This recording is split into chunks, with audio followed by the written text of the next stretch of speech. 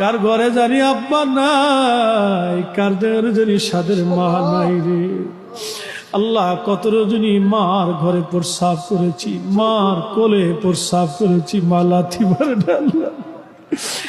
এই বুকের মধ্যে জড়িয়ে ধরে মা বার বার বার চুমা খাইয়া আদর করে কলিজার ভিতরে লুকিয়ে রাখছে মা জননী। আজকে কবর দেশে চলে গেছে আল্লাহ। তুমি যদি ক্ষমা না করো আমরা কার কাছে যাব? তুমি যদি দয়া না করো আমরা কার কাছে যাব? এলাহি মাহফিলের খাতিরে আমাদের বাবা মার কবরগুলি জান্নাতের বাগান বানায় দাও।